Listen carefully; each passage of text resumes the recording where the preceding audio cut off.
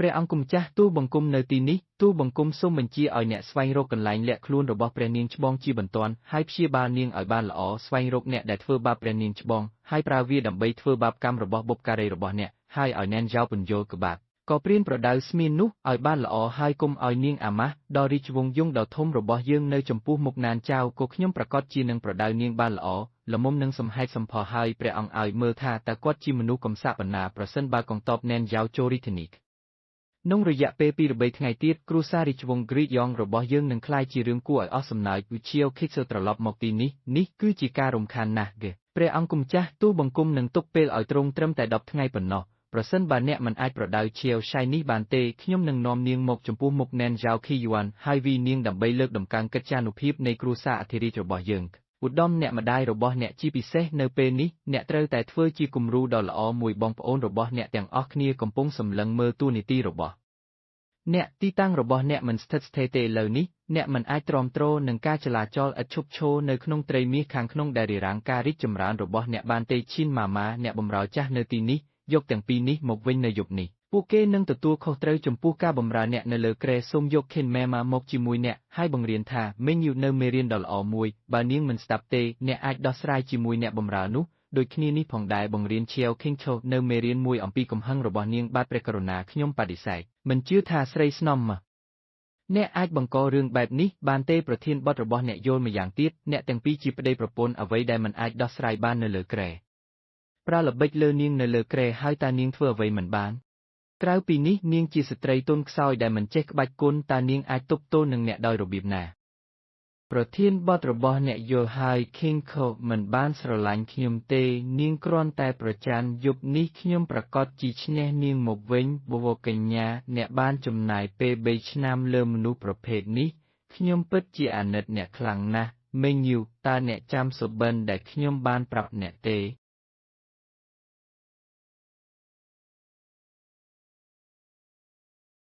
កញ្ញាបាននិយាយថានាងមកដេវងដោយសារតែសុបិនទីប្រឹក្សាអធិរាជបកស្រាយសុបិនរបស់ខ្ញុំ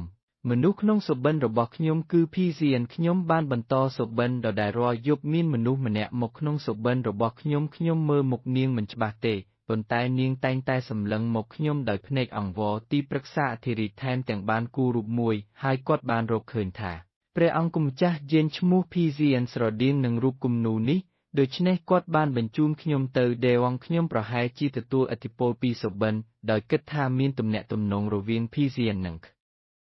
ញុំប៉ុន្តែខ្ញុំមិនដែលរំពឹងថានាងមិនមែនជាមនុស្សត្រឹមត្រូវនោះទេបុរសចិត្តអាក្រក់ម្នាក់នោះបានខូចចិត្តនារីវ័យក្មេងរបស់ខ្ញុំវាមិនមែនថាខ្ញុំខូចចិត្តទេគាត់គ្រាន់តែជាបុរសនៅពេលដែលអារម្មណ៍ផ្លាស់ប្ដូរខ្ញុំនឹងដកខ្លួនចេញភ្លាមដោយមិនស្ទាក់ស្ទើរកញ្ញាអ្នកពិតជាមានគំនិតច្បាស់លាស់សម្ដេចព្រះមហាក្សត្រីយាងមកដល់ហើយ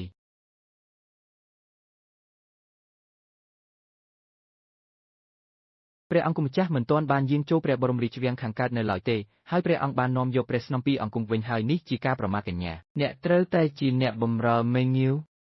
ខ្ញុំជាមន្ត្រីសុជីវធម៌របស់ព្រះបរមរាជវាំងថ្ងៃនេះទូលបង្គំមកតាមបញ្ជារបស់ព្រះចៅអធិរាជដើម្បីបង្រៀនអ្នកនៅក្បួនច្បាប់សម្រាប់ស្រីស្នំនិងច្បាប់សម្រាប់អ្នកបម្រើពិតព្រះអង្គដ៏ចម្រើនអ្នកប្រព្រឹត្តមិនគប្បីចំពោះព្រះភ័ក្ត្រថ្ងៃនេះខ្ញុំនឹងធ្វើជាគំរូល្អសម្រាប់អ្នកក្នុងនាមព្រះចៅអធិរាជមីងយីធ្វើជាគំរូល្អសម្រាប់នាង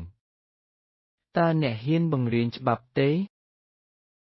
ពិតអ្នកបម្រើដ៏ថោកទាបដែលជំពាក់បំណុលម្ចាស់ស្ត្រីរបស់យើងតើអ្នកបានធ្វើធ្នូ3និងគោ5 4ទេតាចាស់តើអ្នកហៅខ្ញុំថាអ្វីតាចាស់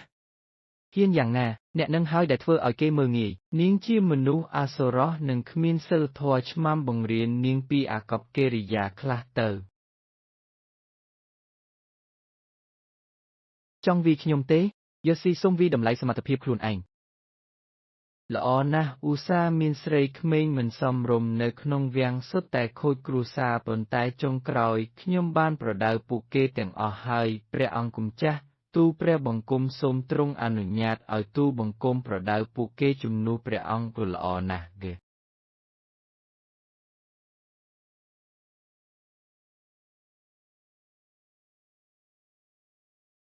ផ្ដល់ឲ្យនាងនៅការនិយាយដ៏ល្អមួយគឺបាទសម្ដេចទ្រង់ក៏ឆ្មាំយកនាងទៅ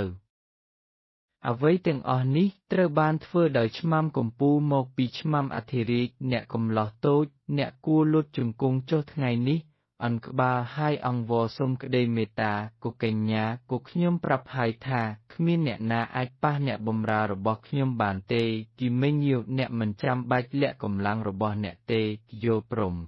យិនឈុយតូចអ្នកបម្រើដ៏ថោកទាបរបស់អ្នកពិតជាចេះក្បាច់គុណមែន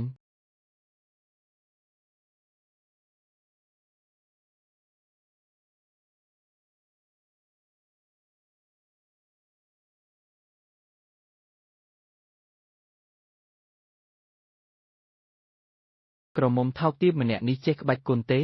តើអ្វីទៅជារឿងធំប្រសិនបើមេញៀវមិនមានជំនាញការពារខ្លួនទេតើនាងអាចការពារខ្ញុំដោយរបៀបណាពេលខ្ញុំហាត់ថ្នាំនឹងជួយពិភពលោកមិនក៏មីងមិនដឹងមានរឿងជាច្រើនដែលអ្នកមិនដឹងពិតព្រះអង្គដ៏ចម្រើនអ្នកបម្រើនេះកំពុងប្រព្រឹត្តអំពើក្បត់ជាតិម្យ៉ាងទៀតព្រះនាងមិនប្រយ័ត្ននិងមានចេតនាបះបោរព្រះចានភ្លឺមានចម្ពោះវែងបាទតើអ្នកហ៊ានវាយខ្ញុំទេខ្ញុំមកទីនេះតាមបញ្ជារបស់អធិរាជអ្នកកំពុងតែផ្កើនឹងពួកគេហើយអ្នកសមនឹងស្លាប់ទោសប្រហារជីវិតគឺជាទោសប្រហារជីវិតអរិយតូចសម្រាប់ខ្ញុំឥឡូវនេះអ្នកណាខ្លាចស្លាប់ជាអ្នកកំសាកព្រះតិចព្រះគុណទ្រង់ត្រូវរកយុទ្ធធរឲ្យទូលបង្គំតើអ្នកដឹងទេថាអ្នកជាអ្នកបម្រើចាស់ព្រះអង្គគុំចាស់ដ៏ក្រអឺតក្រទុំនោះពេលនេះខ្ញុំស្មានថាព្រះអង្គជាម្ចាស់របស់ព្រះអង្គគុំចាស់មេញៀវបិទមាត់ពិតព្រះអង្គដ៏ចម្រើនអ្នកបម្រើដ៏ចំណាស់នេះពុំដែលមានចេតនាចង់ហួសព្រំដែនរបស់ខ្ញុំឡើយបិទមាត់ចេញពីទីនេះទៅអ្នកទុច្ចរិត